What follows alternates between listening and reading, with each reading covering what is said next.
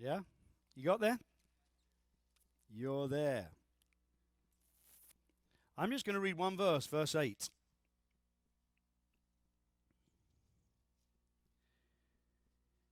He has showed you, O man, what is good. Hands up those he's talking to. Didn't say, O man, as in man. He meant mankind. And what does the Lord require of you? To act justly, and to love mercy, and to walk humbly with your God. Now, for years, and I don't know why, for years I actually thought this said to act justly, to love mercy, and to walk humbly before your God. But when I looked at it today, I looked at it again, and I went back to the original language, and the original language clearly says, God does not ask you to act justly, love mercy, and walk before God. He asks you to walk with God.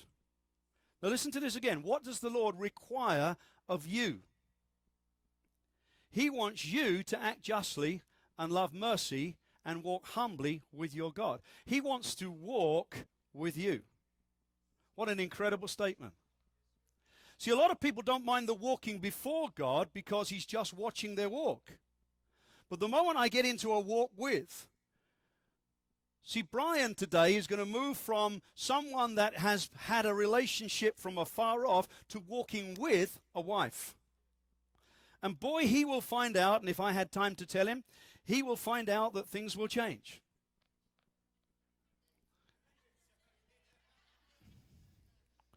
He will find out the nitty-gritty issues that they have not yet discussed. Because Amos 3 and verse 3 says, can two walk together lest they be agreed?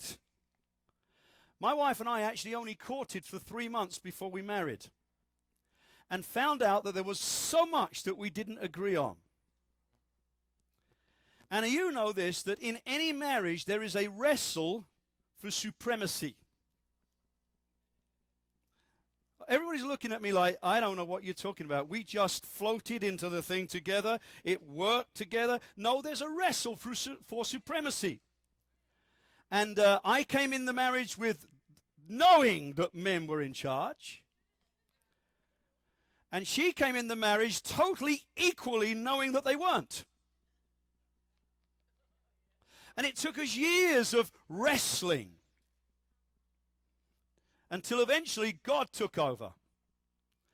Now there's some agreement. Yes, ma'am.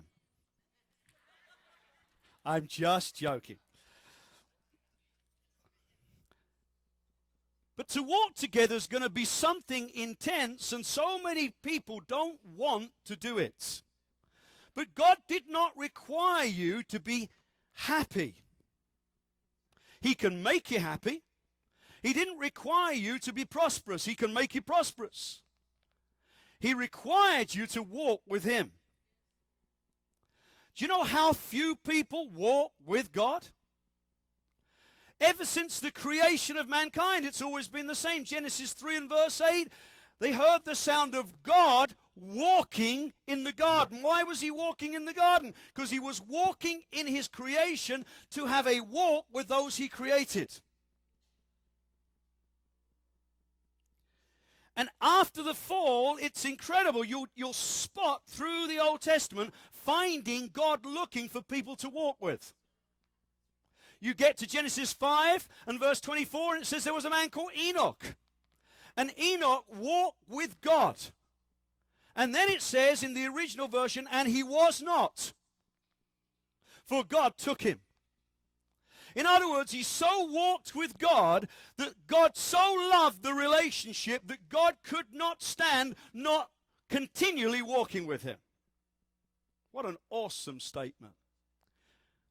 It says in Genesis 6:9, there was another man called Noah who walked with God. And he so walked with God that God kept him when he judged all of mankind that were there in those days. And you say, well, was there anybody else that walked with God? Yes, there was. We can find in Exodus 33 and verse 14 where Moses is crying out to God, who's going to walk with me? Who's going to go with me? God says, my presence will go with you. In other words, for 40 years I will walk with you through the wilderness. You and I walking together.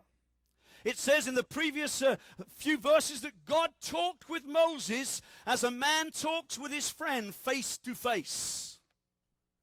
Abraham managed to do it. For it says in Isaiah 41 and verse 8 that Abraham, my friend. Woo! How about that? Actually being called a friend of God, not by some song they wrote. And it tells us in Proverbs 18:24 that there is a friend that sticks closer than a brother. It's speaking about God. So when God becomes your friend, you walk with God. What an awesome truth. But then you move into the New Testament, and it takes on a totally different realm. Because the reason that Jesus was called Emmanuel, God with us, is that God wanted to put a man, his son, with us so that God could walk with man. God with us. I love it. I could preach for hours on Jesus preaching on the kingdom of heaven is right here. It's right at hand. Here I am, a manifestation of the rule and the purposes and the life of God right here. I want to walk with you. And those disciples for 3.5 years had the privilege, get this, 12 disciples. Look where they came from. Fishermen, tax collectors, regular people who walked with God for 3.5 years. Till they hit what I call the supremacy of it.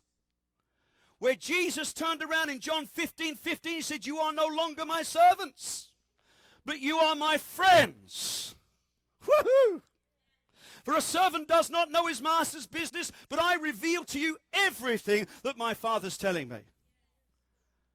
I love it when you watch that whole thing because in the Old Testament where you have Elijah and Elisha. And it says in 1 Kings 19 that Elijah runs after Elisha, but you catch him in 2 Kings 2, and they're walking together. He moved from a servant to a friend and walked with him. What an awesome truth. But as you move on in the New Testament, you find out that the opening has now come for everybody to walk with God. Not just walk before God, but walk with God. That's why it tells us in Galatians in chapter 5 and verse 25, it says, if we live by the Spirit or in the Spirit, and I'll go back there in a minute, it says we can keep in step with him. What on earth is he saying? He's saying, church, what Enoch had, what Abraham had, what the disciples had, the whole church can have, where you can walk with God. Not just before God, not just following God, you can walk with God. Boy, what an incredible revelation on a day of a wedding.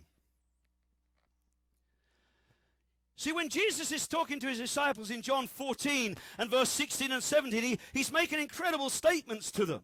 And he's saying, listen, guys, what I am to you, it's good that I'm going away because there's only just me in this physical body.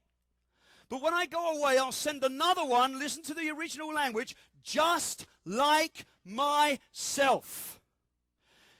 He is with you, but he will be in you. He's the one that's going to walk with you like I walk with you. Awesome truth. I'm offering you the same thing. That's why there's 2 scriptures that you need to get hold of. In 2 Corinthians 13 and verse 14, it makes this statement. And the fellowship of the Holy Spirit be with you all.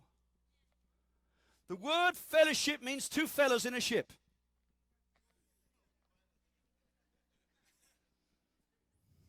Yes, it does.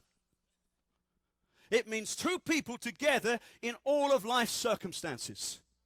It means that you walk in partnership. When we shook hands with those people today, they don't know what they did.